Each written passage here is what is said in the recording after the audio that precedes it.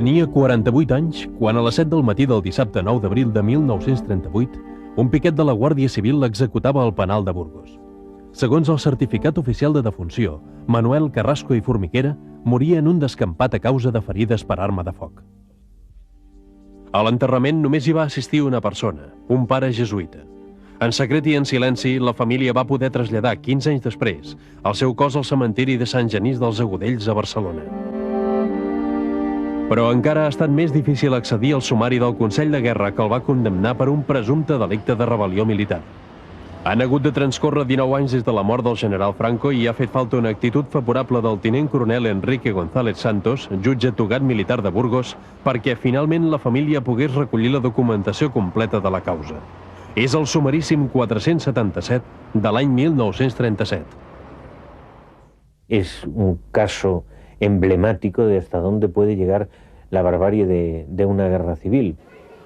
Era una figura que els hi feia malbé la imatge de l'enemigo del régimen. Resultaba era mucho más odioso que si no hubiera sido tan importante en el mundo católico, ¿verdad? Representava una part de la Catalunya que els nacionals odiaven. Representa per mi una prova del que èticament ha de fer sempre un polític. Un home d'una gran sinceritat del seu pensament, sense que volgués dir que anés contra el pensament dels altres. Algunes vegades, perquè hi parlo, encara hi parlo, li he dit, per què dimonis et vas deixar matar?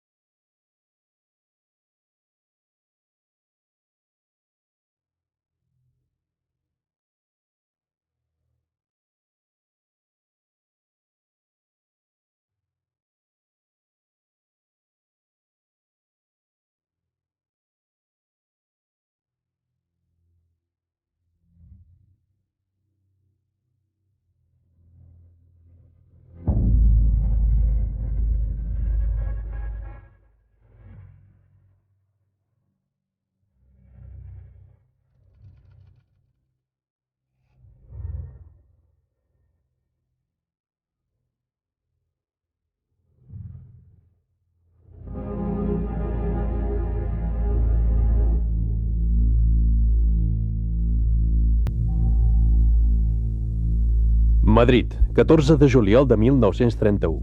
Obertura solemne de les Corts Constituents de la Segona República Espanyola. Entre els assistents a l'acte hi ha un jove i conegut advocat de 41 anys, Manuel Carrasco i Formiguera, diputat a Corts per Acció Catalana que se les tindrà al llarg de la legislatura amb els grans barons de la política espanyola i catalana. Ortega i Gasset, Unamuno, Gil Robles, Azaña i companys. A l'hemicicle, com en la societat, la lluita política tenia un component marcadament religiós.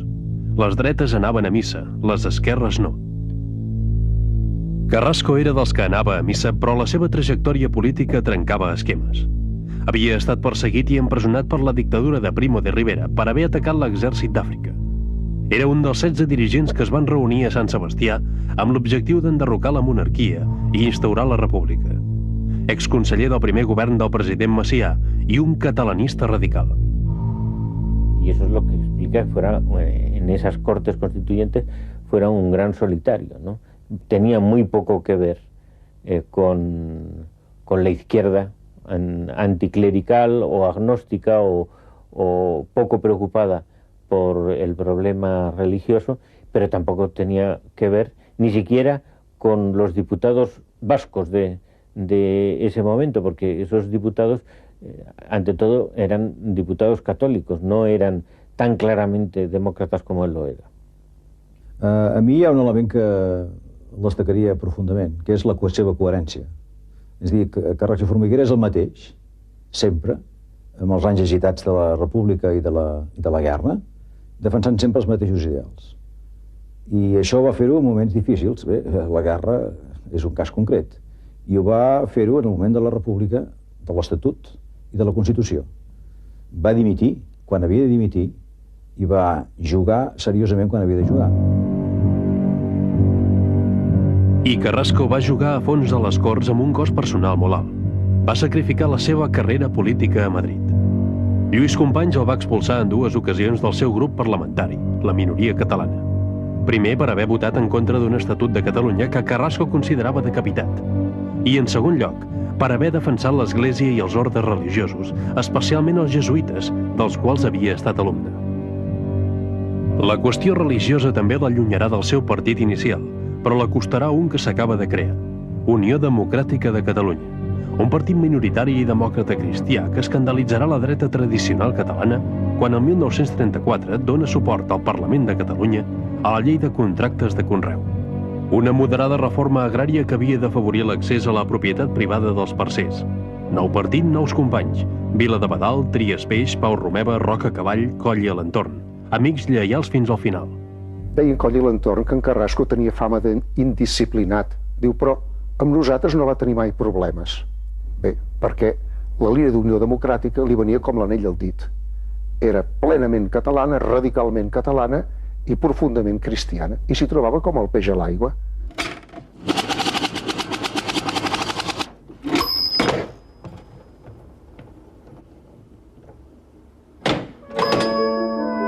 Amb el triomf electoral de les dretes, Carrasco deixa de ser un usuari del tren Barcelona-Madrid i es dedica de ple al partit, a les classes a la universitat, al bufet d'advocat i a la nombrosa família, 8 fills. Els Carrasco a Cemar viuen a la Bona Nova. De petits van a l'escola privada i la secundària la fan a la pública. No hi ha privacions, però tampoc luxes. Aquell començament d'estiu de 1936 el passen vora el mar, a Sant Pol.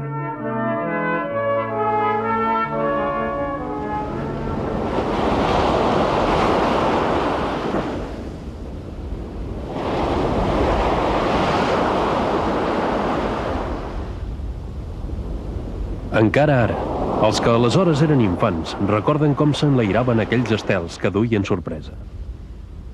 El dia que els Costa van venir a demanar la mà de la Maria oficialment, el pare estava fent volar l'estel. I els Costa desesperats, la mare desesperada i el pare fent volar l'estel. Va arribar tard i li demanaven la primera filla. I va arribar tard per culpa de l'estel. Però el teu pare tenia un bici que allò era un... Era el seu relax. Sortia de Barcelona del poblet aquell i venia aquí i passava els anys i xerrant amb nosaltres perquè, escolta, què havíem de fer els criaturs com eren. Amb la mainada. I ja ells ens ho anaven explicant tot, perquè, escolta, semblava el pare cap allà i què posarà? I com és el que posava ja a córrer, a veure on queia. I tenia molta paciència. Sí. Ell, paciència, i nosaltres ens agradava. I, escolta... No hi havia gaires espectacles, llavors, no hi havia gaires distraccions. No, això, fer volar estels, que deia aquells. Però aquell diumenge extremadament calorós del 19 de juliol de 1936, Carrasco no va pujar a Sant Pol. Va sortir de casa per anar a missa de 10 al convent de les Magdalenes. Hores després haurà de tornar per apagar les flames.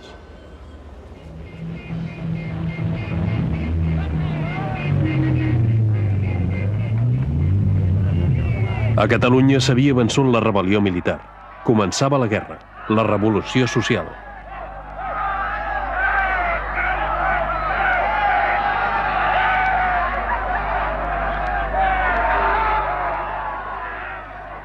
La revolución pues fue una violencia ciega anticlerical, básicamente anticlerical. Murieron proporcionalmente más sacerdotes que patronos, entre otras cosas porque probablemente eran mucho más capaces de ocultarse. Compañero, atención, el primero que se le vea asomar por las ventanas, fuego sobre él.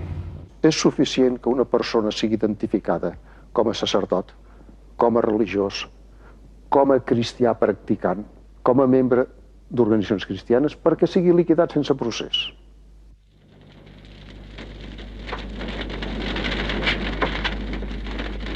Una part de la població catalana, aquella població que no és militant, aquella població que és la comunitat que conforma la societat, una mica aquesta disbauxa, aquest terror, doncs les va fer apartar bastant del que podia ser l'ideal revolucionari i fins i tot de l'ideal republicà.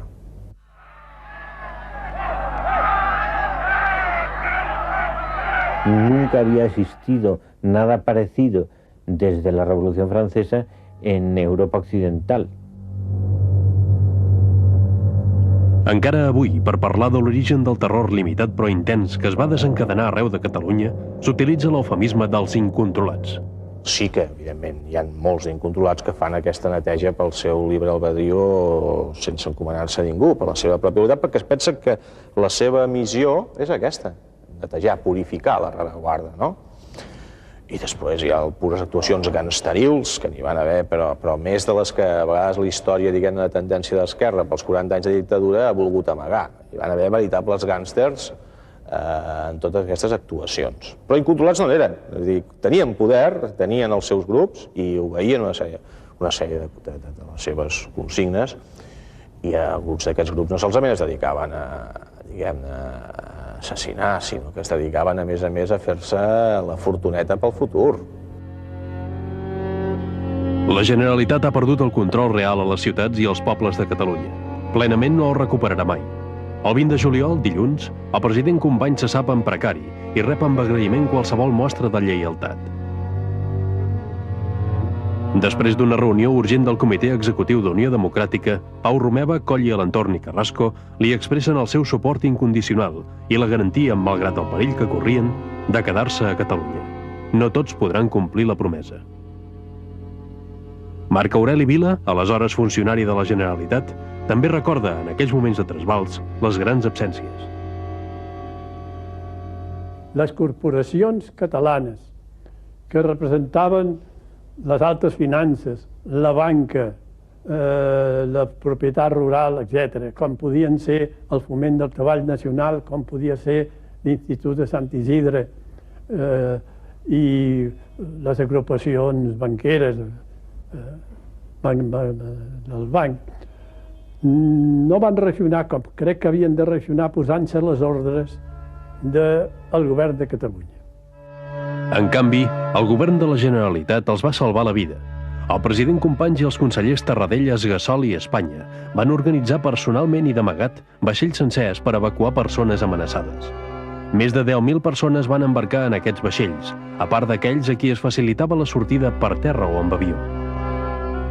La sortida les organitzava tant la presidència com la Conselleria de Governació com la Conselleria de Cultura. Tots passaven per una d'aquestes diferents organismes, per dir-ho així, aprofitant l'estada en el port de vaixells italians, anglesos i francesos, que rebien la gent que se n'anava documentada, però moltes vegades indocumentats, que a l'última hora també miraven de posar dintre els vaixells, i això va ser molt positiu.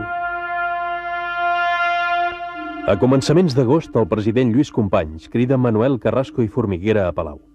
Li demana que accepti el càrrec d'assessor tècnic dels consellers d'Economia i de Finances Josep Tarradellas i Martí Esteve. Carrasco, per segona vegada, ocupa un despatx oficial. Acaba de firmar la seva sentència de mort. En aquells moments, la Generalitat es troba en una situació econòmica molt dura. No disposa de líquid i ha de fer front a una guerra. I en aquest sentit es van demanar concretament unes quantitats en el govern de Madrid, en el govern de la República, llavors encara a Madrid, i també unes determinades quantitats en formes de divises per tal de poder fer unes determinades compres fora. De manera que es demanaven que aquestes divises posessin a disposició de la Generalitat o el país poguessin disposar d'elles en comptes que pogués tenir la República a l'exterior. Cap allà el 22 o 23, aquesta és la data, hi ha una resposta del Ministeri d'Hisenda negant tota possibilitat que això es pugui produir. La resposta del govern català no es fa esperar. El 27 d'agost es decreta el control directe de totes les sucursals del Banc d'Espanya a Catalunya i de les delegacions d'Hisenda. La difícil papereta d'ocupar la seu del Banc d'Espanya a Barcelona recau en Joaquim Bosch i Feliu, interventor general, i en Carrasco i Formiguera. Els pocs centenars de metres que separen els dos edificis els fan a peu, acompanyats d'una brigada de Mossos d'Esquadra. El noble edifici de la Via Laietana serà testimoni de la tensa situació que es produeix amb la substitució de poders. No serà aquesta l'única intervenció arriscada que haurà de viure Carrasco. Sobre ell recaurà també el control efectiu dels comptes corrents que van quedar bloquejats en fugir els seus titulars. En alguns casos concrets era molt difícil saber si els comptes aquests eren personals o eren de les empreses d'aquelles persones. I aquí sí que es va produir, no cal dir-ho, algunes discussions en relació al tema, perquè aquestes empreses, en quant col·lectivitzades, es considerava que tenien els drets i les obligacions derivades dels anteriors naturalesa jurídica. Una de les empreses col·lectivitzades era el Diari de Barcelona. El 5 de desembre de 1936, el rotatiu, dirigit per Marcel·lí Perelló i sota el control polític del Partit Separatista Estat Català, enceta en una editorial una campanya que anomena de profilaxi revolucionària contra una burocràcia no prou depurada encara. El dia següent, Manuel Cruells, autor d'una columna diària i en portada, escriu: «La revolució ha de treure tots els emboscats i aprofitadors. La norma moral ha d'ésser norma de tots els homes públics». La campanya culmina el 15 de desembre. Un comentari anònim reclama la neteja a fons dels funcionaris de la Generalitat i es refereix textualment a l'assessor jurídic de la Conselleria de Finances, és a dir, Manuel Carrasco i Formiguera. Carrasco confessarà al seu amic Manuel Valls les raons de la denúncia. A la Generalitat, el Carrasco em va dir: has vist l'article que han publicat al Diari de Barcelona? Vaig dir, no l'he vist ni l'he llegit. Diu, sí, hi ha un article que m'ataquen a mi personalment, i m'ataquen perquè la direcció del Diari de Barcelona es volia apoderar del compte corrent d'en Miquel Mateu, que era un industrial potser el més fort en aquests moments que hi havia a Catalunya. I com que jo m'hi he negat, m'han atacat. Sospitosament, 48 hores després, Solidaridad Obrera, la Soli, òrgan de la CNT-FAI, encapçala un article amb el titular «La revolución de julio ha de cerrar el paso a los arribistas». La revista és, amb nom i cognoms, Manuel Carrasco i Formiguera. L'article va firmat Jaume Balius. A l'anarquista Balius, que propugna la insurrecció, el mou també un ressentiment personal, però no contra Carrasco. Quan Balius se suma des de la Soli, és evident que està personalment implicat en un doble joc de contesa personal. Per una banda, la defensa de la parcel·la de poder que ha assolit dintre de la Soli, aspira a la direcció, quan al novembre és designat un altre director fidel a la línia governamentalista dels ministres a Madrid i dels consellers a Barcelona, ell se sent desplaçat i està contestant a tots aquells que sobrepassen els mèrits dels que han lluitat el 19-20 de juliol per un arribisme personal, és a dir, està defensant els desplaçats enfront dels arribistes. S'està defensant a si mateix enfront la resta. Per Balius, els arribistes són els dirigents anarcosindicalistes que l'han desplaçat i Carrasco l'excusa per denunciar-ho.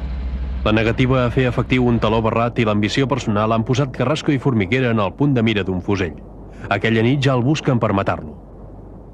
Però jo sabia que a casa passaven coses, jo sabia que, per exemple, hi havia dies que si el pare era a casa, doncs, hi havia uns Mossos d'Esquadra que es quedaven allà a la torre tota la nit. Jo deia, per què? Per què es queden aquesta gent aquí, no? Es quedaven allí perquè hi havia les patrulles de la FAI que també el buscaven, es veu?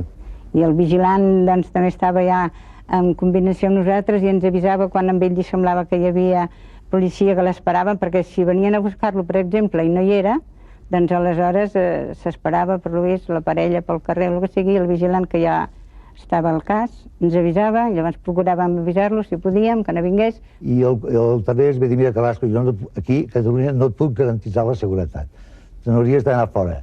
I li van oferir anar a l'ambaixada a París o al consolat a Perpinyà, i el pare, una de les coses que em va gravar i que me'n recordo, va dir: a Catalunya s'està ventilant una cosa massa important perquè jo estic a l'estranger mirant-m'ho.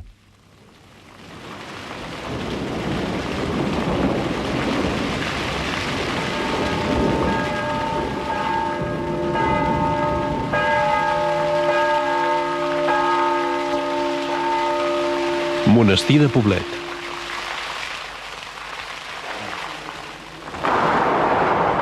Al segon pis del Palau de l'Abat hi ha dipositat l'arxiu del president de la Generalitat, Josep Tarradellas. L'accés a l'arxiu no és públic. Gràcies a una autorització especial de l'abat Maure Esteve i de la viuda del president, Antònia Macià, s'ha pogut accedir al dossier reservat de Manuel, Carrasco i Formiguera. Carrasco no va marxar a França, però tampoc es va quedar a Catalunya.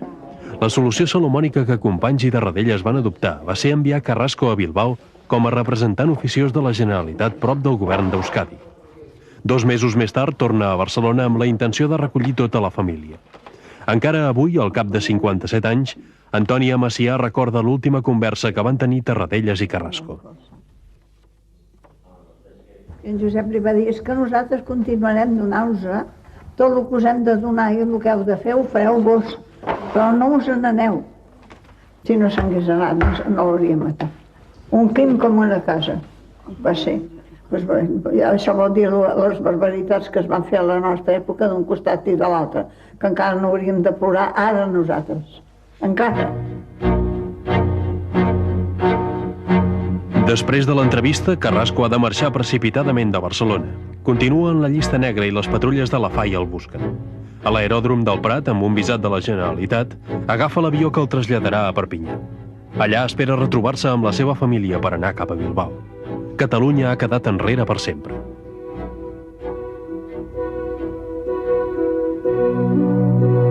Dues setmanes després, Pilar Acemar, amb 6 dels 8 fills, la més petita amb 7 mesos i la Dida, aconsegueixen sortir de Barcelona. Aquestes imatges inèdites són del dia del comiat. És el 17 de febrer de 1937. Raimon ho recorda bé, complia 13 anys. Això d'anar a Bilbao era com una aventura, una barreja de preocupació i d'intriga, i bastant la sensació de que s'acabava una època i que començava una època nova. La mentalitat pròpia d'un nano de 9 anys era una aventura. Era una aventura d'això d'anar al País Basc. El pare ens havia parlat molt del País Basc i jo m'estimava el País Basc sense saber exactament què era.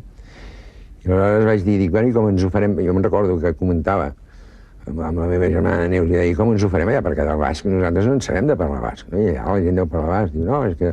Deia, no, és que ens sembla de parlar castellà. És que castellà tampoc en sabíem, nosaltres no sabíem parlar català en aquell moment.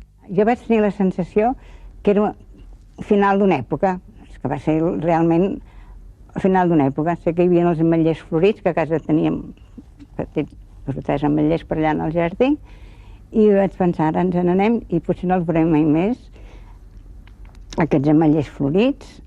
En fi, vaig tenir la sensació que era un final, i ho va ser.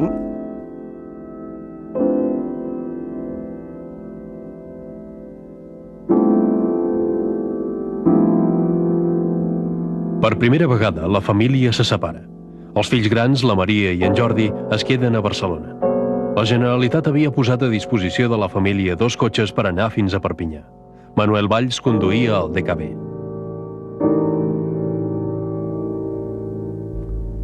Els vaig dur a França passant per Portbou, perquè a Portbou només hi havia control de la policia de la Generalitat. En canvi, no vaig voler anar per pel Pertús, perquè al Pertús hi havia un control de la policia de la Generalitat, però també hi havia un control de la FAI. I per això vaig preferir passar per Portbou, perquè allà només hi havia control de la Generalitat.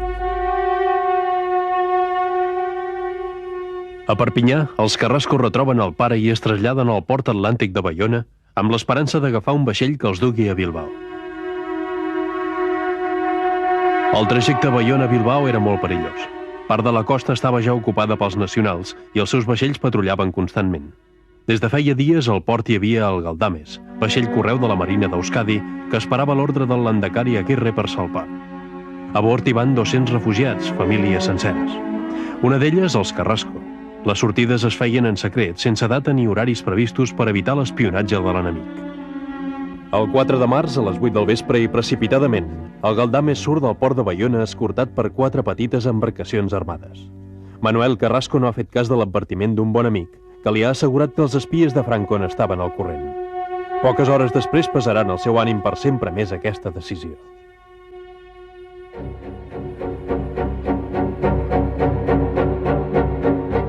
El viatge ha de durar 10 hores, però cap a mitjanit s'aixeca temporal.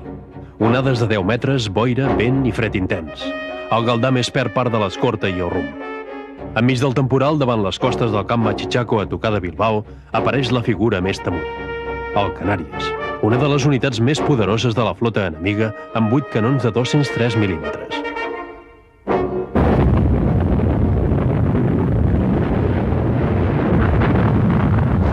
Són dels moments més angoixosos que he viscut a la meva vida. Perquè van començar ja el bombardeig pròpiament dit, o sigui, els primers impactes en el barco, que va ser horrorós, o sigui, el terrabastall, el terratrèmol, la forma en què va vibrar tot el barco en els 3 impactes principals que van anar en el casc mateix del vaixell, va ser horrorós. I aleshores, esclar, jo ja mirava, em recordo que mirava per l'ull de bou aquest que hi havia en el camarot, estava esperant el moment que comencés a aparèixer l'aigua per allà, no?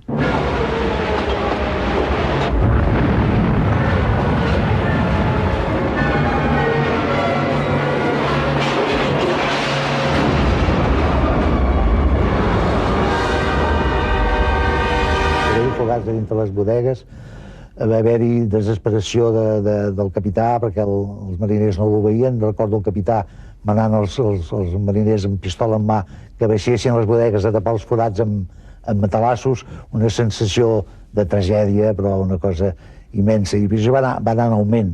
Quan la gent va veure ja el perill de que quedéssim en mans de les forces nacionals, va haver-hi gent que es va suïcidar, gent que es va desesperar, una mare que va perdre els fills, una dona que se van trencar les cames, unes imatges que en aquella edat és un impacte que no l'altraré mai més del cap.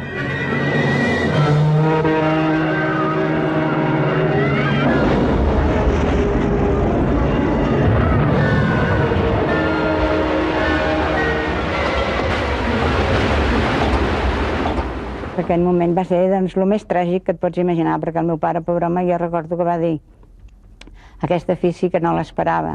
S'esperava qualsevol cosa en la seva vida, menys que ser atrapat en un barco i morir allà ofegats.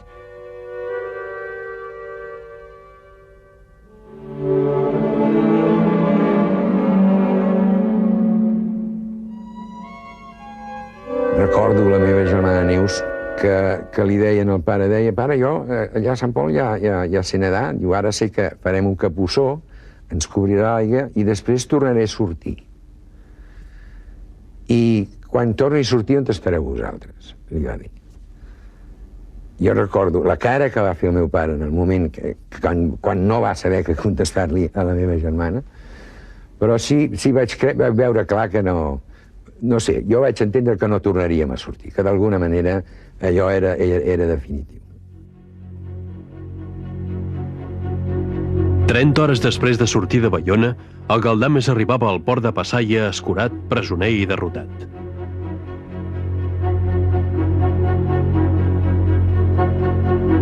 A peu d'escala, la Guàrdia Civil esperava Manuel Carrasco i Formiguera.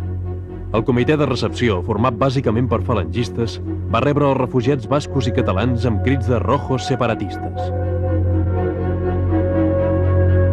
Després de ser identificats i escorcollats, van ser traslladats a aquest magatzem del port.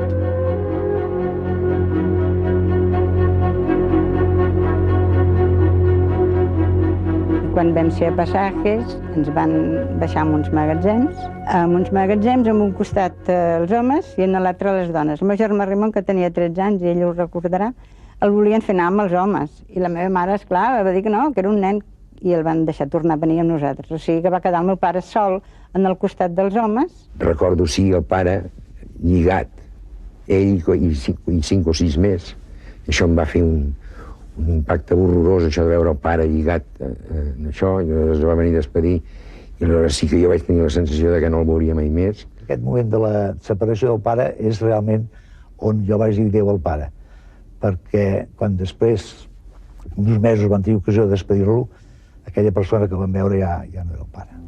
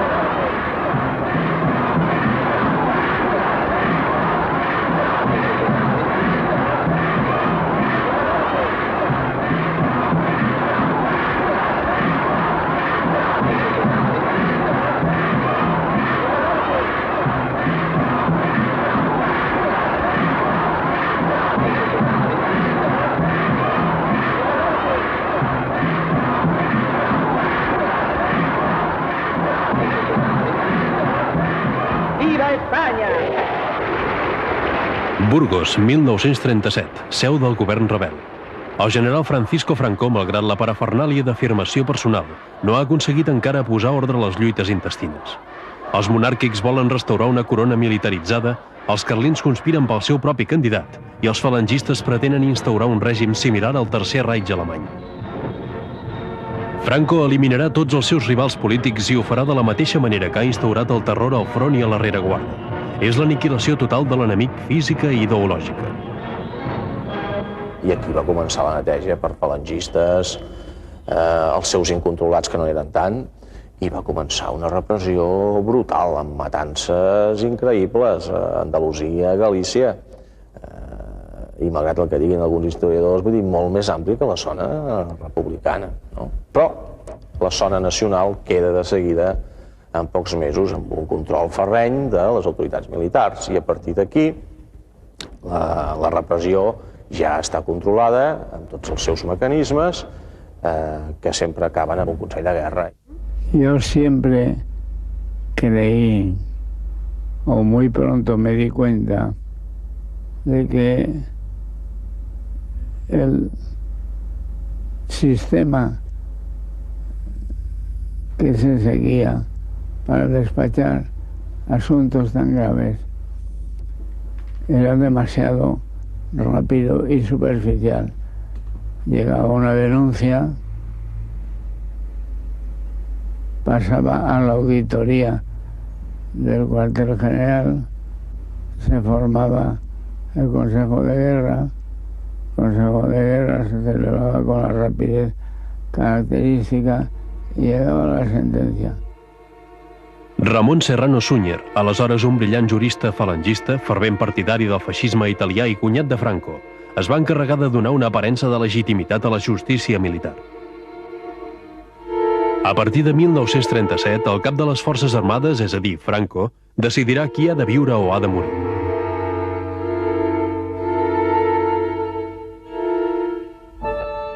«57 anys després, s'ha pogut accedir per primera vegada a la causa sumaríssima 477 de l'any 1937, instruïda contra Manuel, Carrasco i Formiguera. Els 184 folis de la causa han estat dipositats fins ara i allà continuen, al govern militar de Burgos. Número d'arxiu 1681, lligall 37. La primera pàgina és prou explícita. El procés contra Carrasco s'ha d'enllestir per la via ràpida, en 8 dies. Situació del processat, presó central, Burgos. Carrasco, juntament amb la resta de catalans i bascos fets presoners al Galdames, han ingressat al penal de Burgos. El que havia estat un centre penitenciari modèlic, inaugurat l'any 1932, s'ha convertit en un engranatge més de la repressió organitzada. Al març de 1937, més de 3.300 presoners, quan la capacitat era de 800, conviuen en condicions infrahumanes. Oficialment s'han executat 170 persones i 53 han desaparegut, és a dir, se'ls han aplicat les saques. En un ambient de misèria i terror, els càstigs tenen l'objectiu de doblegar l'enemic. Carrasco patirà un atac de cor. La política de castigos, bueno, es francamente durísima. Hay constancia en los documentos de que se imponían sanciones a capricho prácticamente del director, sanciones indefinidas, aislamiento indefinido, hasta que el director se acordaba de que estaba ahí el recluso en celda. Aislamientos también o sanciones a pan y agua, días a pan y agua, y luego las típicas sanciones de celda de 1 mes, 2 meses. Després de 18 dies d'incomunicació, Carrasco és cridat a declarar. Serà el primer dels 3 interrogatoris i el més decisiu. En el document, localitzat a Burgos, el jutge instructor va directament a la qüestió. Propugna una Catalunya independent? I Carrasco respon, defenso el principi d'autodeterminació, és a dir, la llibertat dels pobles per escollir democràticament el seu règim polític. I afegeix, els fonaments més sòlids d'una nació es basen en el dret i la voluntat popular. Ja fa 9 mesos del començament de la Guerra Civil d'Espanya, provocada per la rebel·lió dels militars contra la República Espanyola. Quan l'Ajuntament ens ha avisat a tots els de la lleva del 1936 que ens presentéssim a Girona a fi d'incorporar-nos a l'exèrcit popular, tots els quintos hem agafat el tren... El jove quinto de 21 anys és Miquel Tarrés, un torner d'anglès de la Federació de Joves Cristians. L'empresa familiar Tarrés i Fills ha estat col·lectivitzada per la CNT i ara se'n diu Colectividad Obrera La Igualdad. El seu pare ha estat detingut i empresonat per ser patró.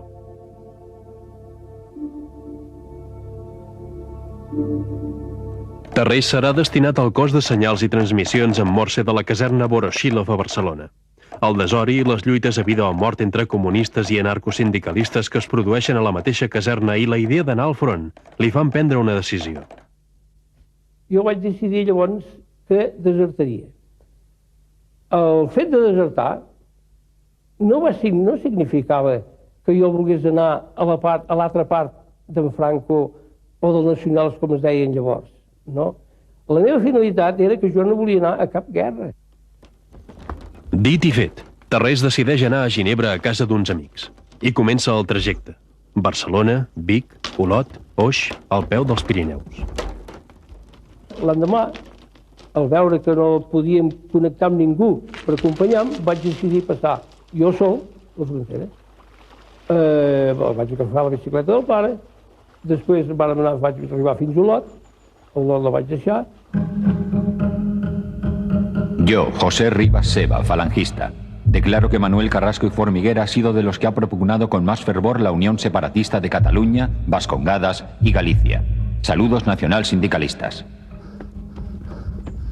Vaig enfilar un carrer recte que hi ha a la sortida d'Oix i va la caminada, que per cert va ser una caminada molt difícil, però molt difícil, perquè tot sol, travessar tota la serralada del Pirineu tot sol, amb una tormenta tan horrorosa i tan forta que jo crec i estic convençut que allò em va salvar, perquè aquella tormenta de llamps i trons va fer marxar tots els milicians o possibles guàrdies fronterers que hi havia. Yo, José María Fontana, natural de Reus, declaro que Manuel Carrasco Formiguera siempre estuvo en contra de los intereses de España y en todos los intentos subversivos. I feliçment, al cap de 4 hores de passar-los però que molt i molt negres, vaig arribar pràcticament despullat a la frontera, vaig arribar a dalt la carena, que hi ha uns mojons, i des d'aquella carena sempre em recordaré a les 4 de la tarda, que es va despejar llavors el temps, va deixar de ploure, va desaparèixer la boira, i em vaig mirar enrere que deixava Catalunya, la terra catalana, i era una cosa tan maca que em va afectar molt. Yo, Antonio Martínez Tomás, periodista, declaro que Carrasco no votó el Estatuto de Cataluña en las Cortes porque lo consideraba insuficiente y lo creía una limosna ridícula. París, primavera del 1937. Al carrer Faraday 10 hi viu l'Agustí Calvet, Gaziel, exdirector de La Vanguardia. En Gaziel fa dies que té refugiat a casa el fill d'un amic. És Josep Lluís Segarra, un jove advocat de 21 anys format a l'escola Blanquerna. Els Segarra van haver d'agafar de pressa i corrent un vaixell per escapar de la Barcelona revoltada. El seu pare era l'advocat del consolat italià. A París, Segarra ha de prendre una decisió. És de la lleva del 37 i s'ha d'incorporar a files. Ara és un pròfug a totes dues bandes. Gaziel convoca una reunió familiar per decidir sobre el futur immediat del jove Josep Lluís. I en Calvet va promoure un, diguem-ne, consell de família. I aquest consell de família va quedar asturat quan, després d'estar reunits, vaig rebre jo un telegrama del meu pare que em deia ben en seguida. El pare de Josep Lluís, Eduard, el reclama des de Salamanca. Treballa a l'oficina de premsa i propaganda de les gestes dels voluntaris italians que ha enviat Mussolini. Yo, Carlos Trías Bertrán, de Barcelona, declaro que conozco a Manuel Carrasco Formiguera y que junto con Estat Català ha intentado la fundación de una república catalana independiente bajo la protección de una potencia extranjera.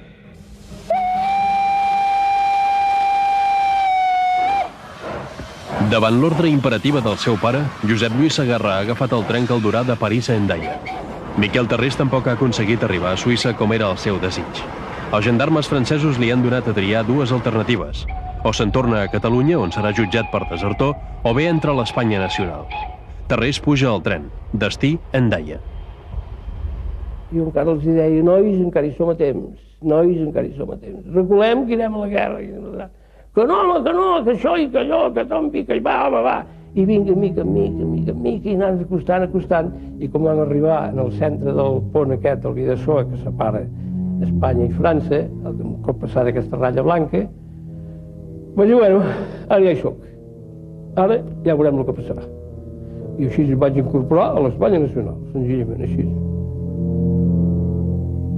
Quan vaig arribar a Espanya, quan vaig arribar a la frontera, hagués apretat de córrer, perquè el que ens va rebre era un sargento, amb mànigues de camisa, amb la cadira apoyada a la paret, fumant un cigarrillo, i quan li diem, li ensenyo el passaport, diu, ahora llegan ustedes, o sigui que una rebuda triomfal. Yo, Diego Ramírez Pastor, declaro que asistí como periodista a una conferencia de Manuel Carrasco en la que afirmó que España no pasaba de ser una mera denominación geográfica. Manuel Carrasco ha estat traslladat a la cel·la 53 del penal. Físicament està desfet, però sobretot l'angoixa la situació de la seva família, que ha estat dispersada arbitràriament en asils, orfenats i presons. La seva dona, Pilar, i la seva filla de mesos amb la Dida són també a Burgos, a la presó de dones. L'11 de juny rep per primera vegada la visita del seu advocat. És el tinent d'artilleria Eloi Alonso Santamaria, de 35 anys, natural de Burgos i metge rural. Al cap dels anys, a Barcelona s'ha pogut localitzar el seu fill, Òscar Alonso, també metge. Por las causas que fueron, por dificultad o escasez de juristas en el Tribunal de Consejo de Guerra, hizo de defensor en muchos casos, entre ellos el de Carrasco Formiguera. El primer que demana Carrasco al seu defensor és aconseguir l'alliberament de la seva família, i Alonso ho fa. Una nit de juny, a la 1 de la matinada, la Dida i la petita Rosa Maria abandonen la presó. A Burgos no coneixen ningú.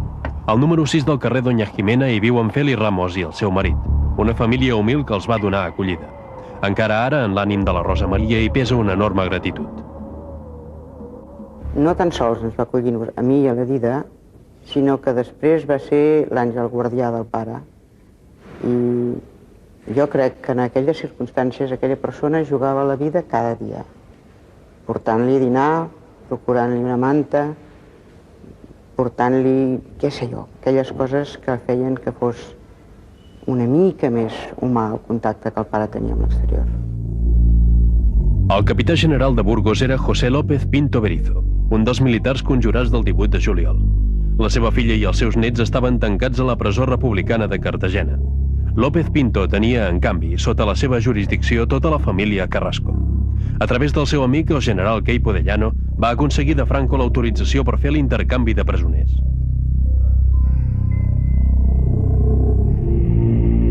Carrasco va rebre el 10 d'agost de 1937, segons consta en el registre d'entrades de la presó, la visita de Jean Daman, delegat del Comitè Internacional de la Creu Roja a Burgos.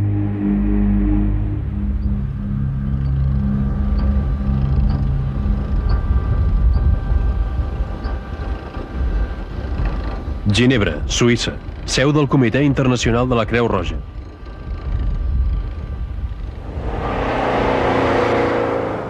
Al segon soterrani hi ha l'arxiu privat de l'organisme internacional.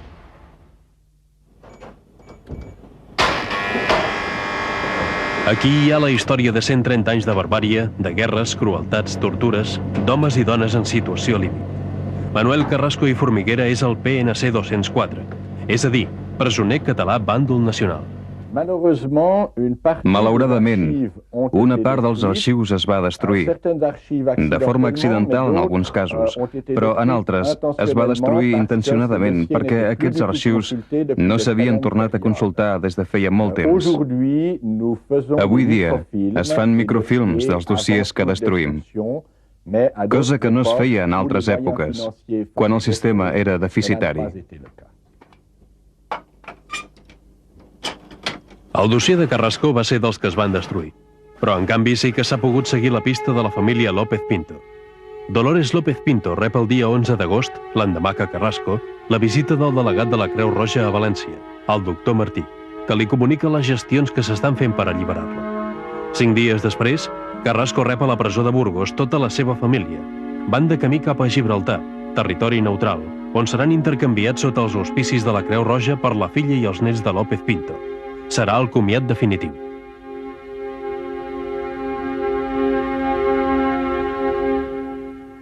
I llavors van veure el pare que havia patit aquests 6 mesos d'angúnia. Jo suposo que va estar maltractat, però el pare el que va fer patir era pensar en nosaltres i la responsabilitat que teníem nosaltres el va consumir. I el pare, que era un home de 47 anys, alt, gros, més que jo, ferm, moreno, doncs allà a Burgos van veure un vell, prim, cabells blancs, corbat, un esperit ferm, però físicament desfet. De cop i volta s'havia tornat vell el pare.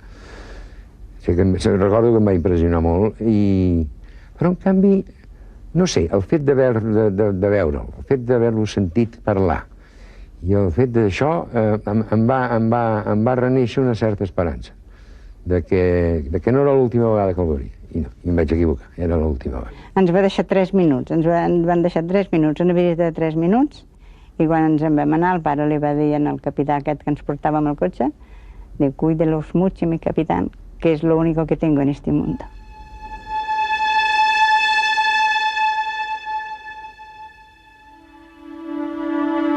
A Gibraltar, els Carrasco havien d'agafar un vaixell que els duria a la llibertat, a França. Però abans de creuar la reixa, encara van tenir un sobresalt. Jo me'n recordo que estàvem allà amb un grup esperant que fessin els tràmits, jo no sé quins tràmits devien estar fent, etc.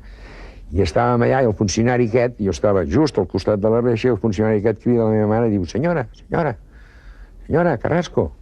I la meva mare gira i diu: ah, sí, dígame. Dice: ¿qué, señora? Dice: ¿les han tratado bien estos hijos de puta? Jo, mare de Déu, què diu aquest home?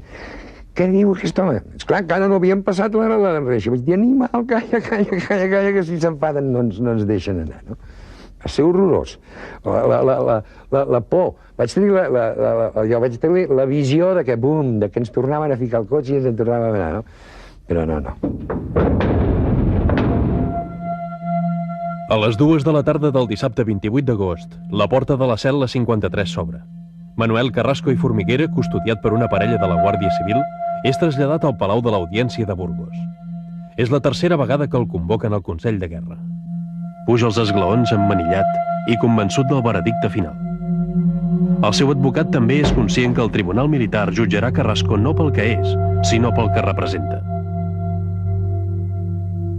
Teniendo en cuenta la época, en aquellos momentos y en aquellas circunstancias, pues todo lo que fuera nacionalismo y separatismo era un símbolo de la bestia negra y lógicamente era un caso típico para poder ejemplarizar. Mi padre sabía pues que eso era un hueso duro de roer y en ello estaba, naturalmente. Òscar Alonso ha pogut localitzar entre les més de 100 causes que va defensar el seu pare durant la guerra l'al·legat de la defensa de Manuel Carrasco i Formiguera. El tinent Alonso va intentar desmuntar, un a un, els 20 càrrecs que el fiscal va imputar a Carrasco. Tota una vida dedicada a la política és examinada amb detall i, amb ella, tota l'evolució del catalanisme polític des de començament de segle. Carrasco es converteix en el gran protagonista de 30 anys d'història. És la Lliga Regionalista, és Prat de la Riba, és la Mancomunitat, és l'oposició a Primo de Rivera, és el Pacte de Sant Sebastià, és la sublevació de Jaca, és la República Catalana, és l'Estatut, és Unió Democràtica, és la Revolució d'Octubre, és el Front Popular, és el Terror Roig, és la Generalitat. Carrasco ho és tot. És Catalunya i és la República. En la plaza de Burgos a 28 de agosto de 1937. Se reúne el Consejo de Guerra para ver y fallar la causa 477 instruida contra Manuel Carrasco Formiguera por el delito de inducción a la rebelión. Preside el tribunal el señor coronel de infantería don Everardo Sánchez Medina. Estando presente el procesado y en audiencia pública, da comienzo la causa. Tiene la palabra el fiscal. Llamo a declarar a don José Brujardí. Prometo decir verdad en cuanto supiera o fuera preguntado. Conozco la actuación política de Manuel Carrasco Formiguera y puedo decir que es uno de los catalanistas que ha extremado en todo momento la nota separatista y puedo añadir que tiene fobia a todo lo castrense. El abogado defensor puede interrogar al testigo. ¿Puede el testigo concretar la actuación política de Carrasco y Formiguera a partir del 19 de julio en Barcelona? No puedo precisar, puesto que tuve que esconderme hasta conseguir pasar la frontera y venir a ofrecer mis servicios a la causa nacional. La defensa llama a declarar a don Aurelio Gómez González. Coincidí con don Manuel Carrasco Formiguera en las Cortes Constituyentes y he de decir que es un hombre profundamente católico. Terminadas las pruebas, que el fiscal y la defensa lean sus alegatos. Los hechos relatados constituyen por parte del procesado don Manuel Carrasco Formiguera un delito de rebelión militar. Solicito la pena de muerte. Ni las pruebas documentales ni los testigos fantasmas han demostrado la culpabilidad de mi defendido. Termino solicitando la absolución para don Manuel Carrasco Formiguera. ¿Tiene el procesado algo que exponer? Sí, señoría. La ley concede a los tribunales militares para hacer justicia rápida y ejemplar grandes, severas y rígidas facultades. Pero aquí más bien parece que se trata de una represalia. Cuantas personas de más o menos talla del otro lado podamos cazar, a fusilarlas. No, eso no. Eso no sería justicia. El procesado debe ceñirse a los hechos concretos. Se da por terminado el acto. El Consejo se reúne para deliberar i dictar sentencia. El Tribunal Militar el va considerar culpable d'un delicte d'adhesió a la rebel·lió. Les conclusions del fiscal són prou explícites. Carrasco es un dirigente separatista en íntimo contubernio con comunistas, anarquistas y masones. Y afegeix, en la Nueva España, una grande, libre y justa, no caben los insensatos que quieren desmembrarla. La pena pel delicte d'adhesió a la rebel·lió podia anar de 12 anys i un dia a la pena de mort. En el cas de Carrasco, el tribunal va considerar que hi havia circumstàncies agreujants. Es responsable directo en los asesinatos, desórdenes, saqueos, destrucciones, incendios y demás hechos cometidos por los rebeldes. Paradoxalment, a Carrasco se'l condemna a mort per les mateixes raons que el van obligar a fugir de Catalunya. Era la justícia al revés, i Carrasco el rebel. El tribunal va condemnar Carrasco basant-se exclusivament en el testimoni de 8 catalans residents a Burgos. Es van presentar voluntàriament davant del jutge instructor. Tenen nom i cognom. José Ribas Ceba, cap de Falange de Catalunya. José María Fontana Tarrats, falangista. Antonio Martínez Tomàs, periodista. Josep Bru Jardí, periodista. Diego Ramírez Pastor, periodista. Carlos Trías Bertran, advocat. Josep Lluc Bonastre, advocat. Enrique Gené de Duran, advocat. No van tenir compassió. Carrasco era rojo i era separatista. La defensa els va denominar testimonis fantasmes, ressentits, propagadors de rumors. Per contrarrestar el seu fulminant atac, el tinent Eloi Alonso va cridar a declarar 4 prestigiosos advocats i catedràtics de Burgos, exdiputats de la República, per tant, companys de Carrasco a les Corts. Aurelio Gómez González, Perfecto Ruiz do Ronsoro, Tomás Alonso de Armiño i Francisco Estébanez Rodríguez van posar l'accent en el catolicisme de l'inculpat. Per reforçar la idea, l'advocat defensor va aportar també els articles del Diari de Barcelona i Solidaritat Obrera i la carta solidària de l'amic i excompany d'Unió, Jovent Onell, que estava refugiat a Suïssa. Són les úniques proves de la defensa. En la instrucció del sumari no hi ha ni una sola carta pietosa, ni recomanació, ni testimoni d'un representant de l'Església. No és en Franco que va buscar l'Església, és l'Església que va anar amb en Franco. I aleshores es produeix un fenomen d'admiració, d'adulació.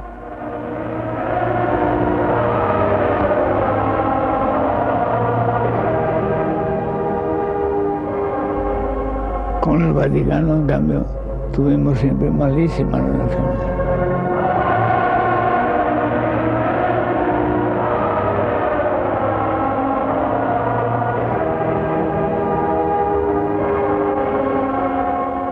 Carrasco va donar la cara per l'Església.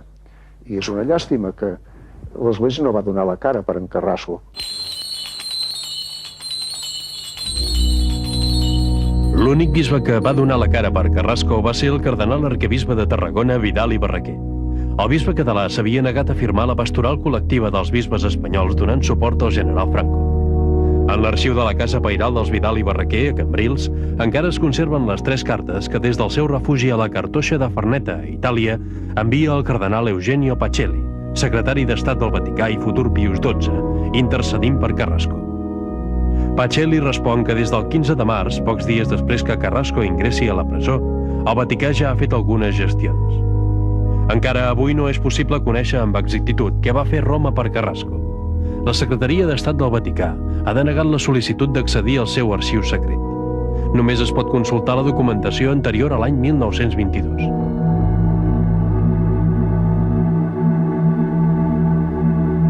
Fins a Burgos ha arribat Josep Lluís Segarra. Després de mesos d'estar a primera línia de foc, ha estat destinat a un jutjat militar. El dia de Reis de 1938, Segarra fa les Rambles pel passeig principal de Burgos, l'Espolón, amb un uniforme nou. L'endemà ingressa al penal. Ha estat denunciat per un antic company de facultat de Rojo separatista. Al pati de la presó veu una figura coneguda. En fila índia sortim al pati i quan després dels gritos de ritual, la Riva Espanya i Viva Franco, una cosa que resultava autènticament sarcàstica, perquè qui ho contestava era una gent, alguns d'ells, amb condemna de mort. Es desfeia la formació i fèiem esbarjo. Llavors va ser quan jo vaig anar a trobar el Carrasco, ens vam abraçar molt. En Josep Lluís Segarra coneixia molt bé Carrasco. Era amic dels seus fills. Ja fa 6 mesos que Carrasco ha estat jutjat i condemnat. El capità general de Burgos, López Pinto, ha firmat ja la sentència de mort i només falta que Franco es doni per enterado. Carrasco no té cap dubte, l'afusellaran, i comença a través de les seves cartes a insinuar el desenllaç a la seva família. Les gestions s'acceleren. L'ambaixada britànica, aleshores a Caldetes, els catòlics francesos i belgues, el govern republicà i els germans de Carrasco demanen al govern de Burgos un intercanvi, o si més no, el trasllat d'un Carrasco profundament malalt a Sevilla, amb un clima més benigne. Le visitó mucha gente importante a Franco, intercediendo por este hombre, por Carrasco, no que Carrasco era lo que se llamaba un hombre bueno, con una ideología muy arraigada y eso, pero en fin, tuvo grandes defensores por razones objetivas y subjetivas personales, ¿verdad? Y realmente hubo algún momento en que pensamos en que quizá no se iba a ejecutar.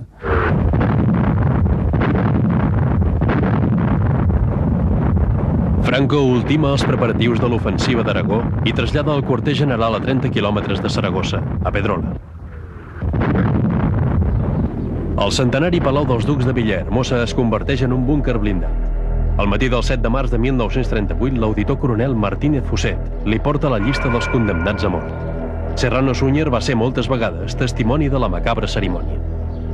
Llevaba una notita él en el que resumía los nombres y las circunstancias. Decía, fulano tal, sus desmanes principales, este y lo otro tal. Por consiguiente, Consejo de Guerra, muerte.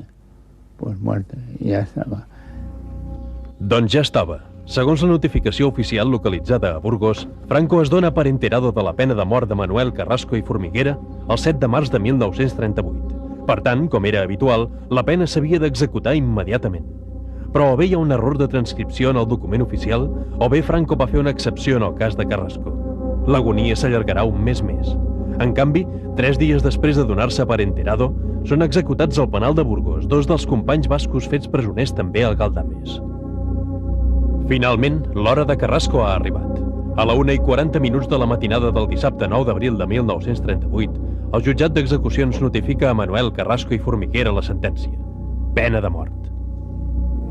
Estàvem dormint i vam sentir soroll en unes celdes pròximes. I al cap d'un moment es va obrir la porta de la nostra celda, això era les 2 de la matinada, y ens van dir, vista C, porque tiene que venir con nosotros. I vam anar i ens van portar en el despatx del director de la presó. I llavors Carrasco ens va dir, mira, em van afusellar. Jo estic escrivint unes cartes que essencialment sostenia que no es prenguessin represàlies pel seu fusellament, per la seva mort. Si en aquell moment ens diuen que acompanyem el Carrasco en el fusellament perquè ens fusellaran a nosaltres, ens hi sumem.